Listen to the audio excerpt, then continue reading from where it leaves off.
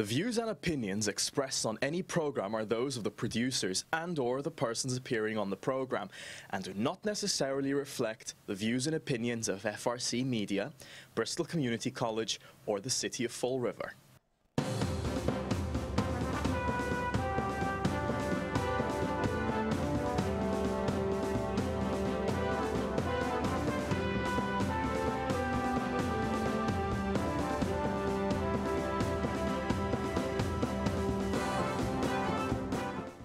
Well, hello. Welcome to Spindle City Straight Talk. I'm Chip. And I'm CJ. And it's the last day of 2018. And the last show of 2018. And the last show of 2018. So, and it's a Monday. And we're going to start the day off with a bang. A bang, yeah. Tonight it's going to be all champagne bottles being popped, but right now we're going to start. Fall River it'll be the cheap champagne for sure. Well, there's nothing going on in Fall River. Again, another year. Well, there's plenty going on, but nothing to do with New Year's. You know, there's plenty going on as we see again. Well, first of all, let me begin with another thing that I got my tax bill. I think most people got their tax bills. And look, pay attention, people. Do the percentages like I did. That 2.5 was the biggest scam ever. They keep telling you 2.5%, 2.5%. We're going to control your taxes. Well, guess what? Plus, they lie to you. They said, well, you know, the tax is going to go up like $135, and they go up $400, $500, They didn't say it wasn't going to go up to 135 a quarter. or by the way, they did actually mention it. Oh, there's going to be another increase because of the new evaluation of the houses. But then they don't tell you it goes up because of all the TIFs they give out, you know, all the tax breaks that we have to absorb. And my taxes went up 16.5%. So my taxes went up $100 more than I get if I get the maximum COLA. You know, if I can get the maximum COLA, I'm already in the hole over $100. Then they expect you to pay the increases in medical costs, the increases in pharmaceuticals, and all the other, and your groceries. Water and sewer. But remember what they tell you. You're supposed to do this. Gone are the days where politicians worried about getting reelected if they continue to beat you to death with taxes. Not only do they beat you to death with taxes, we get debt overrides when we don't need them, bonds when we shouldn't get them, and then you wonder why. Why do we got to get rid of these people? We've got to get rid of these people. We've got to go back to where we say things like lean government, you know, cut out the fat, and make a tax rate tax increase the last resort rather than the first option all the time, because the people in this city, frankly, just can't afford it. They just can't afford this. Does anybody remember that we do not have the new median income of like $77,000? We're still down around $35,000 for a household and in the 20s for an individual. I don't know, and most of the people that have remained in this community are retired. They can't get out. They can't afford to buy another house. They've got their house paid for, and they can barely make their taxes and fees. It's a shame. It's a travesty, you know. But they'll bail out General Motors. They'll bail out the banks, and they screw the working man and the people who've worked all their lives and the people who live in this city trying to make ends meet. And this is what they do. So forgive me if I'm not, you know, the beginning of a new year just means the beginning of a new tax cycle to them. We have to change this. And like you said, everything's going up. You know, the cost of the insurance, the cost of drugs, and even our water and sewer is going up. And they want to bring it up again. They're going to be presenting to the city council again to bring it up next year. Yeah. You know, Terry Sullivan's another one. He's never met a penny he doesn't like to take. Yeah, and he's responsible for that fee because he didn't file the paperwork. That's right. You know, but he got a pay raise, and the city paid for his pension buy-in. That's right, buyback. You're right. And you know, this is again. I mean, pay attention, people. If this doesn't irritate you, I don't care that you know the guy and he might get you a street light. You know, you could buy the street light, shimmy up the pole yourself, and save a lot of money than keeping them in office, because they're killing you every year. Every single year. 16.5%. My taxes went up with Prop 2.5. Good thing we got Prop 2.5, because they would have went up 72%.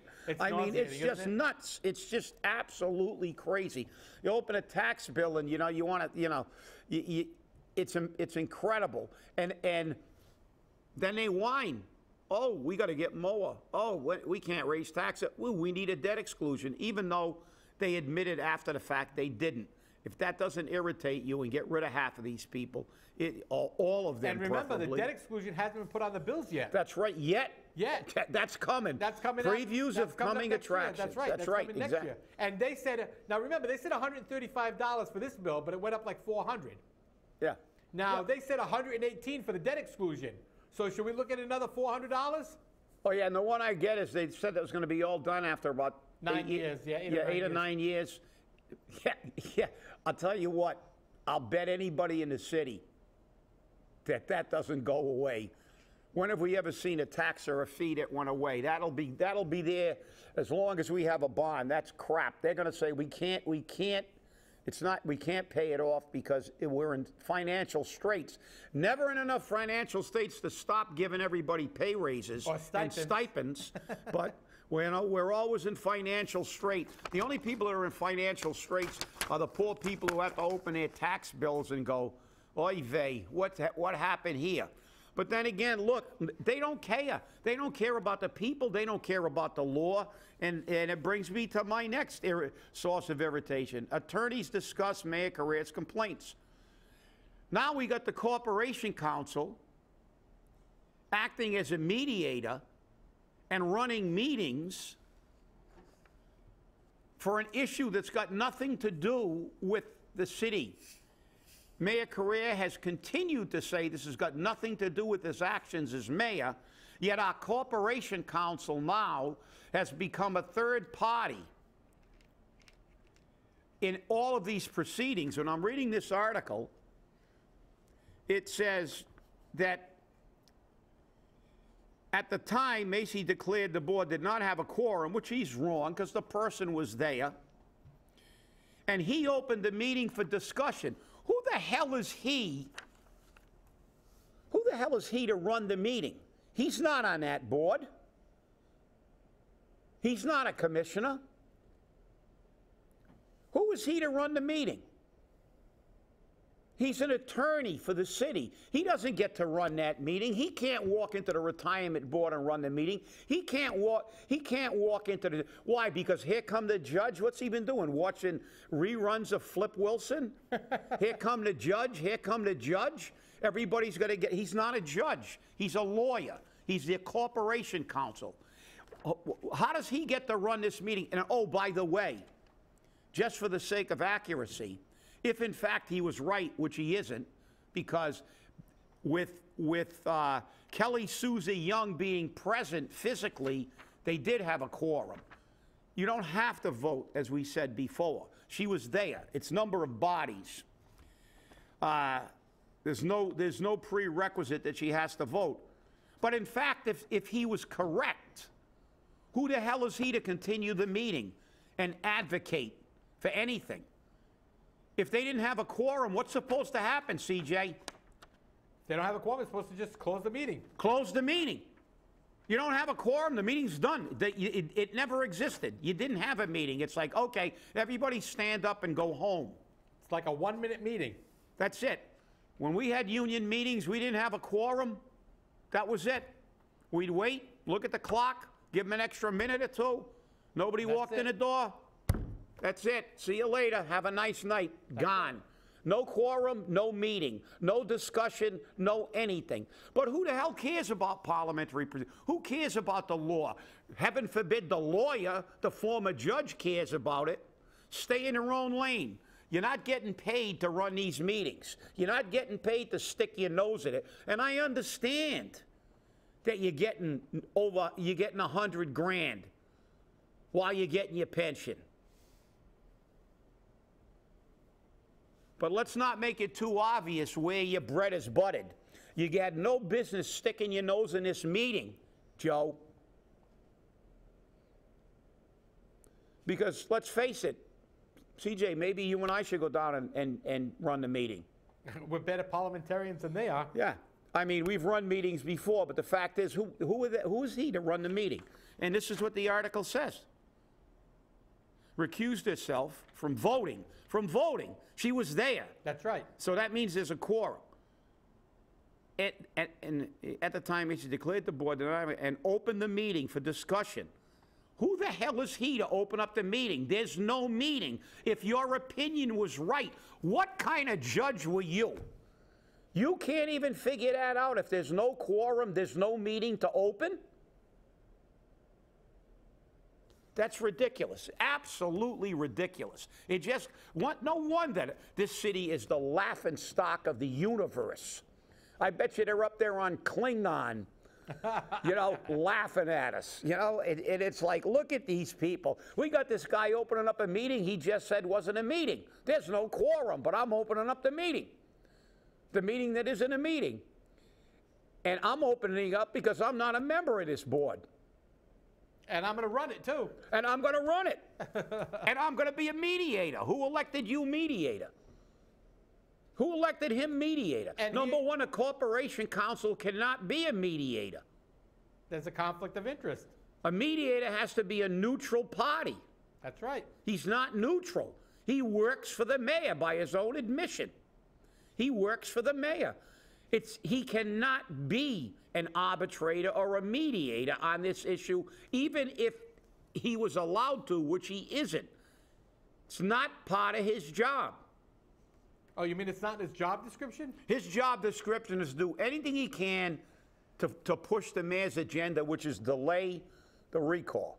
Well, you know, one of the interesting parts about all of this is the fact that tomorrow is New Year's Day, but the day after, Wednesday, when we have a show Wednesday, we'll talk about it, Yep. I'm sure, they're having the vote on what date to set the election for. Now, here's where I have a problem. They have two dates that they possibly can use, March 12th or March 19th.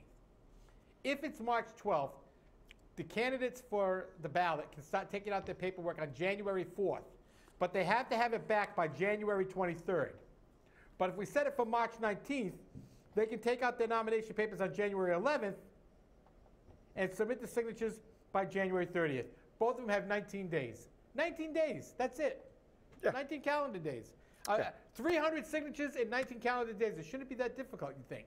But you never know. But I mean, it's going to be interesting with this new charter. It's not the most opportune time of the year. We don't know how the weather's going to be in January and February and March. I mean, those are not great months to be out and about, you know, collecting signatures. Of course, look, most of the people who are running are political, veterans, and they have a base that they could, 300 signatures is only good for for a candidate without broad-based support and doesn't have a machine already. But the reality is it's not a great time. It's not a great time for an election. It's not a great time for campaigning. I mean, everybody's, we don't know what kind of, we haven't had snow so far, knock on wood, but the fact is that we don't know. I mean, we could have one of those winters where it snows every other day and everybody's busy shoveling snow, and Jen's been working 24/7 and she's passing out from fatigue of sitting in the office going, oh, where's my coffee? Oh, wait, or she's out in front of Mark Monroe Dion's house shoveling snow. Well, the thing is, too, her contract ends today. Yeah. To close the business today, her contract's over. And she needed to take the weekend to decide whether or not she was going to renew her contract or whether she was going to be the campaign manager. Well, the weekend's over. A weekend's over. How much you want to take a bet she decides to be the campaign manager? Of course. Look what it got her. Got a nice stipend, and she'll get all that money back in spades. But speaking of that, Mark Monroe, I guess, wrote a little thing, I guess, and I liked it. This is a quote. I sent it to you, I think. Somebody sent it to me. Yes, it's finally happened. The rest of Massachusetts is finally demanding that a wall be built around Fall River, making sure we don't migrate to Marblehead and start voting for criminal dopes in the local elections, unquote. Yeah, that's, you know, Mark did it again. Pretty funny, Mark. Nice little political satire. And, you know, it's funny because I'm familiar with Marblehead. Marblehead, for you people who don't leave Fall River, is an extremely affluent community. Marblehead and Swampscott, where all a really rich people live up on the North Shore above Boston, and they commute into Boston. As a matter of fact, a good friend of mine has either lived in Swampscott or Marblehead his entire life. And I've been to Marblehead, little small community, very, very, very affluent. So they want to make sure that we don't get out. They want to wall us. Welfare, huh? They want to wall us in. Not a lot of welfare in. No, not a lot of welfare. Not a $22,000 median income, right? Yeah, no, definitely not a $22,000. You know, they might leave that for a tip at dinner, but no, not in Marblehead. You know, you got a lot of people with seven-figure incomes in Marblehead for sure, and most of the houses are. You know, one house in Marblehead's probably what a neighborhood, a block in Fall River is worth. But yeah, it's funny because that's the perception. That, you know, it's ironic. He's being satirical, obviously, but the irony is that that's the perception people have of this city. And when they see stuff like this going on, you've got an obvious politically, you know, a political appointee to the Corporation Council, you know, doing something like this just happened to, and especially in light of the fact that he was supposed to be a judge, and he just ignores his obligations. He's got no right doing it. And even his own opinion, if there was no quorum, there can't be a meeting. Who are you to make yourself arbitrator, mediator, or whatever you want to call him? It just, you can't do it. You can't do it. You know, an arbitrator, I mean, look, I've been in front of a lot of arbitrations in my time. You know, I can't even count the number of arbitrations I did on contracts, on grievances. Arbitrator has to be a neutral third party. There's even a process to select an arbitrator. When you go to arbitration with the city, they submit a list of names to both parties. Both parties make 3 selections. And then one is selected by, if it's the JLMC or whoever, the American arbitration is, depending on where you're going, then one of those arbitrators is selected because you categorize them. You pick the 3 with a weight: first choice, second choice, third choice. Then the other party does the same thing, and then whoever wherever you're arbitrating it, whether it's the JLMC, then they go in and they look at the weights and they see which one fundamentally you get. You don't get to pick your buddy. You don't get to pick the guy you appointed and gave him a $100,000 salary to and just grabbed him a $20,000 pay raise. He doesn't get to run the meeting that affects you. I wish I could have picked the arbitrators, but we couldn't. I mean, this is just, it's inconceivable how ridiculous this city is. I mean, they just don't care. And the people they just don't hold them accountable. What is going on here? It's just crazy. Then, as we go along with that, the former Mayor Sutter, among those interviewed for possible career documentary, and I guess you saw former Mayor Sutter on Channel 12 yesterday? Well, no, that was actually an old. Was it? Yeah, it was an old story. But the thing is that this is the same thing that the mayor called out Joe Good, saying that she was promoting fake news, that there was no such camera crew and nothing in the Fall River room. Yet here we have it that there was. So, Mr. Mayor, are you a liar? I'm going to ask you outright, are you a liar? Because it seems like everything you tell us all of a sudden gets turned around. He's just a little confused. He's got a new address. Now we got 3. Yeah, I mean, this is getting to be a little... He's a little confused. I mean, 17 Peckham Street, you know, his parents' address. Where do you live? A cardboard box on Fifth. You know, I mean. Portable. He's got a portable. Portable home, you know. Portable home. He just grabs his cardboard box and takes. But you know, this again, everything you see in this city is a contradiction. You got Macy saying no quorum, then he runs a meeting that he's not entitled to run. He's not a member. Now in this, you see Macy again saying they haven't pulled. They haven't. They haven't. Gotten insurance. Then later on at the end of the article it said he said that city administrator Katya said Sousa was working on a possible agreement. Joe Macy and Sousa were talking about agreements, but then they said there was no agreement. I mean, you read this thing, it's like intentionally confusing. Right. It's just you know there's no such thing as accuracy and clear and you know, it's either one way or the other. It's just like the meeting of the election board. You either got a quorum or you don't have a quorum. If you don't have a quorum, you don't have a meeting. If you got a quorum, you have a meeting, and Joe Macy doesn't get to run it. So, you know, what more can you know? You wonder why, with a laughing stock of the damn state, the country, the universe, the world. You know, the thing is that Sam Sutter's been communicating with this production company for some time. And, you know, they're going to be producing an unscripted content, like reality and documentary programming. Corporation Counsel Joe Macy said to his knowledge, the production company did not seek an agreement to film on city property, compensation agreement, nor did the legal department receive information that the company has filed liability insurance.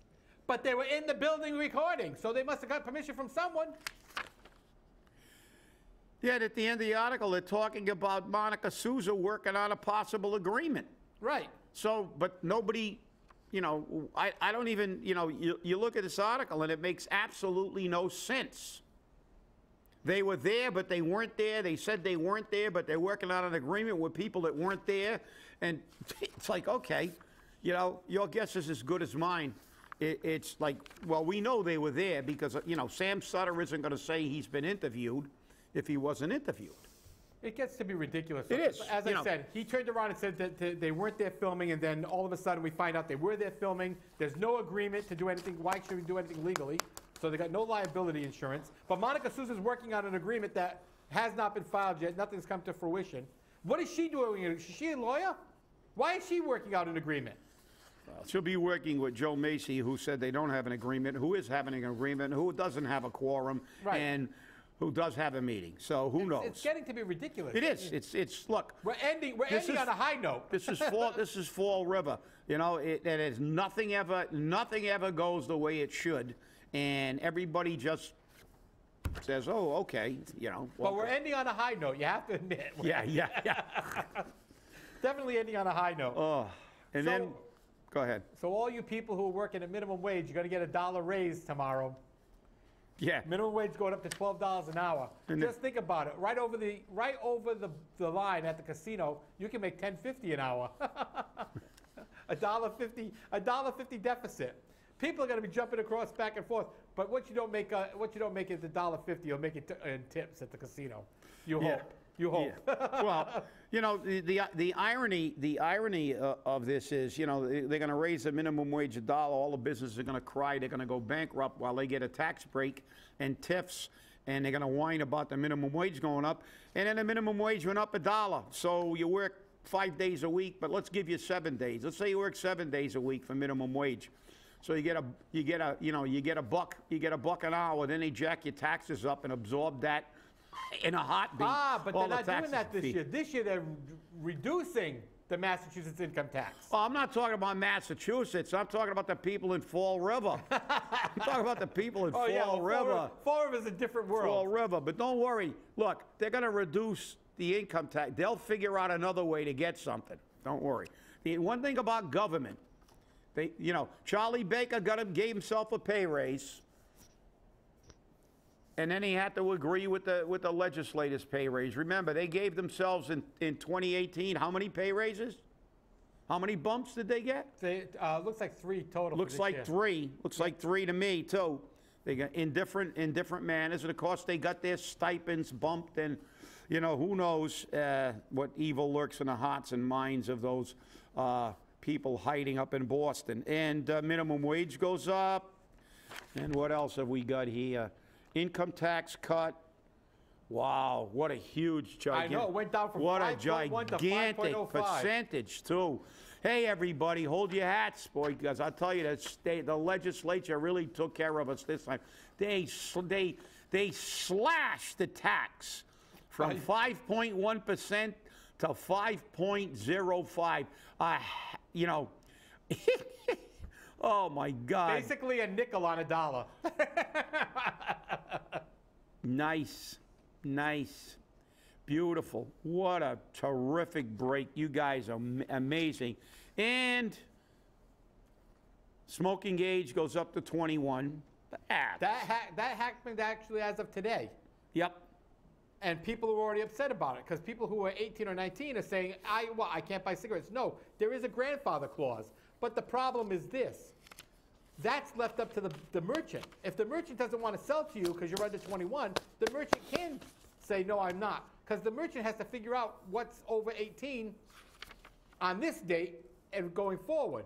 And it's maybe too much math. You know, sometimes they can't do math without a cash register.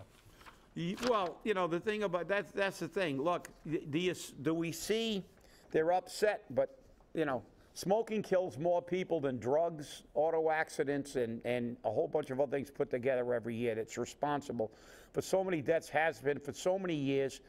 Do we see any rehab clinics for smokers? You know, because drug addiction is a lot bigger moneymaker, and the tobacco industry's got a ton of money. They've never, ever outlawed tobacco. They're raising the age like that's going to stop it. But here's the funny part about it. They raise the age, and they say the law imposes penalties on retailers who sell tobacco to underage customers, but does not make it a crime for minors to smoke. I mean, granted, the retailer may be selling the cigarettes to the minor, but the minor smoking, shouldn't the minor have some accountability? No, because, you know, the tobacco industry is too powerful. Always has been, always will be. I mean, you know, there's a commercial periodically they're forced to put on about how many deaths they cause. Right. More deaths than opioids, with all the big talk about opioids. More deaths than opioids and car accidents and everything put together. You've never seen anything to ban cigarettes completely. I mean, and they've proven it's even more addictive than heroin. Nicotine is more addictive than heroin. Well, they make $76 million a day. A day. I mean, fathom that for a second. $76 million a day. That's a long number if you multiply that times 365. Exactly. All right? And so that's where their power comes from. Because there are smokers, that's $76 million a day. That is just boggles my mind. Yeah, you know, and it boggles my mind that there's we see all these programs and a million trips to rehab for opioid addicts, but this country, remember, but they failed because there's not enough money in it. Nobody cares, and there's too much money with the tobacco industry. The government isn't making any money from the selling of illegal drugs, so they're going to try to cure that. But remember, we had years ago a smoking cessation in the city. They had funded programs, state and federal funded programs, but they, you know, it didn't, you know, they never worked because number one, it was really half-hearted because, look, the government makes money. They tax cigarettes, and they tax it big time.